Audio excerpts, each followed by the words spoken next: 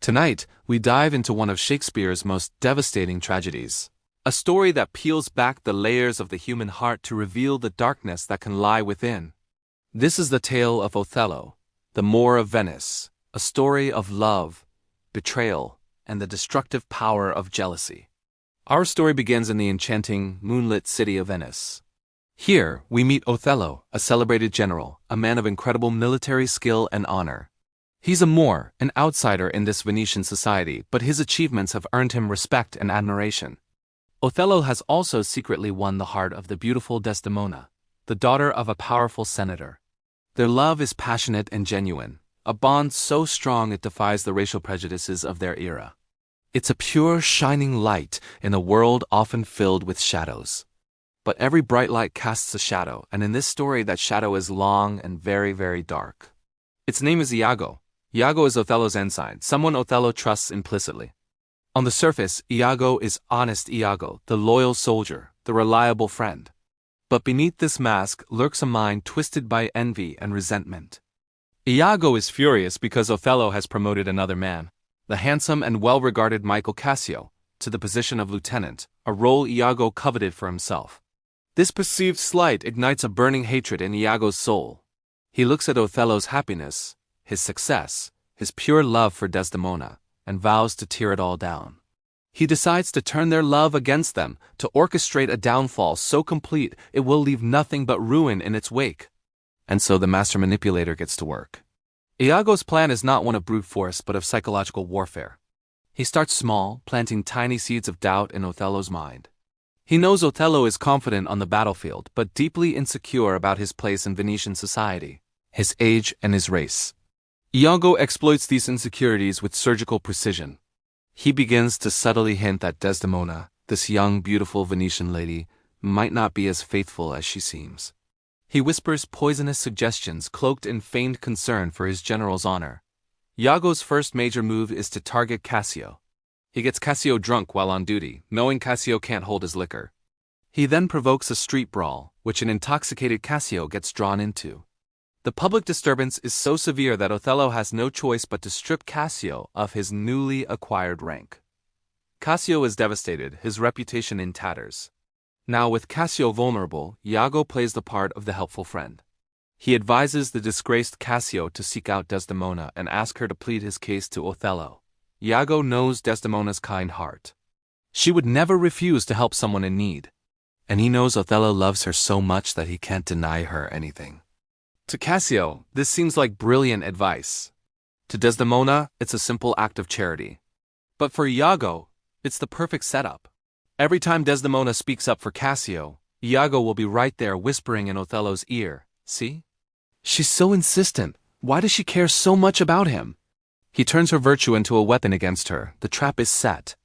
All Iago needs now is a piece of concrete proof to ignite Othello's suspicion into a raging fire. And that proof comes in the form of a simple, beautiful object, a handkerchief. This isn't just any handkerchief.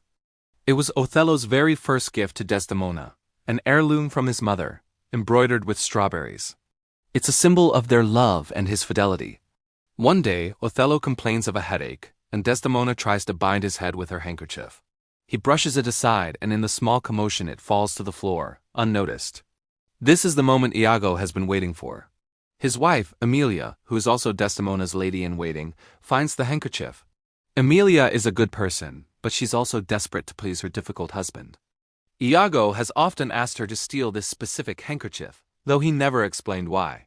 So she gives it to him, hoping to earn a rare moment of his approval. Iago now has his ocular proof. His plan moves swiftly to its most diabolical phase.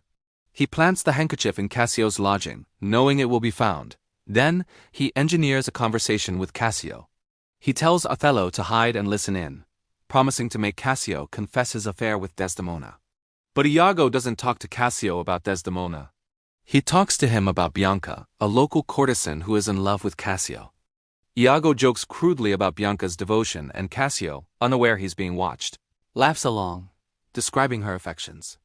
To the hidden Othello, who can't hear the specifics clearly, it sounds like Cassio is disrespectfully bragging about his conquest of Desdemona. And then comes the final, soul-crushing blow. Bianca, furious because she found another woman's handkerchief, Desdemona's handkerchief in Cassio's room. Storms in. In a jealous rage, she throws the handkerchief back at him, right in front of Othello's hiding place.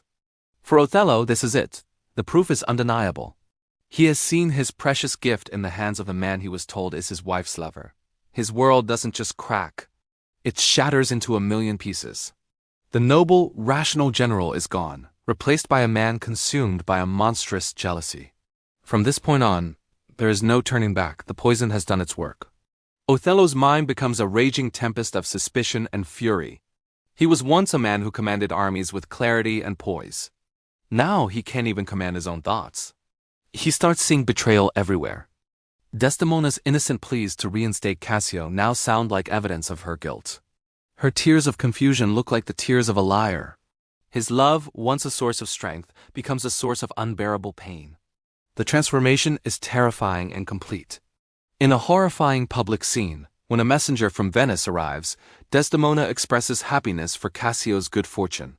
Enraged, Othello strikes her across the face. The onlookers are stunned. This is not the Othello they know. This is a man they don't recognize, a man lost in a madness of his own making, carefully nurtured by Iago. Iago stands by, feigning shock and sadness, the puppet master watching his creation self-destruct. The tragedy reaches its devastating climax in the couple's bedchamber. Othello, now utterly convinced of Desdemona's betrayal, confronts her. He is no longer her loving husband, but her judge, jury, and executioner. Desdemona, bewildered and terrified, pleads for her life, swearing her innocence. She begs him to bring Cassio to testify, to prove she has done nothing wrong. But Othello's mind is closed, deaf to reason, deaf to her cries. Believing he is enacting a form of justice, an honorable execution to cleanse his family's name, he smothers his innocent wife with a pillow, extinguishing the brightest light in his life. Just as Desdemona breathes her last, Emilia bursts into the room. The horrific scene unfolds before her eyes. And in that moment, the web of lies begins to unravel. Othello, trying to justify his monstrous act, declares that he killed Desdemona for her infidelity and that honest Iago provided the proof. Emilia freezes. The handkerchief. She realizes what her husband has done, the part she unwittingly played in this tragedy. Overcome with horror and guilt, she defies Iago, who has now entered the room, and reveals the truth. She tells everyone how she found the handkerchief and gave it to Iago. In a desperate attempt to silence her, Iago draws his sword and kills his own wife. But it's too late, the truth is out. For Othello, this revelation is a blow more fatal than any sword. The realization of what he has done crashes down on him with the force of a tidal wave. He didn't kill a treacherous wife. He murdered his soulmate, the one person who truly loved him, all based on the lies of a man he trusted. The pain is unimaginable. Consumed by a grief so profound it eclipses everything else, he gives one last heart-wrenching speech. He speaks of himself as one who loved not wisely but too well, a man whose great love was twisted by jealousy into a destructive force. He asks to be remembered as he was, before this poison took hold. Then, seeing a sword he had hidden, he stabs himself, falling beside his beloved Desdemona, uniting them in death. When the Venetian authorities finally arrive, they find a scene of absolute carnage. They apprehend the wounded Iago, sentencing him to be tortured for his unspeakable crimes. But no punishment can undo the damage. The great love story that began with such hope in the canals of Venice ends in blood and sorrow, a powerful, timeless warning about the destructive nature of jealousy, prejudice, and the terrible consequences of trusting the wrong person. It's a reminder that even the strongest among us can be brought down, not by an enemy on the battlefield, but by a quiet whisper in the ear. Thank you for joining me on this journey through Shakespeare's Othello. It's a tough one, but its lessons are as relevant today as ever. If you enjoyed this deep dive, make sure to like, subscribe, and hit that notification bell for more explorations of classic literature. See you next time.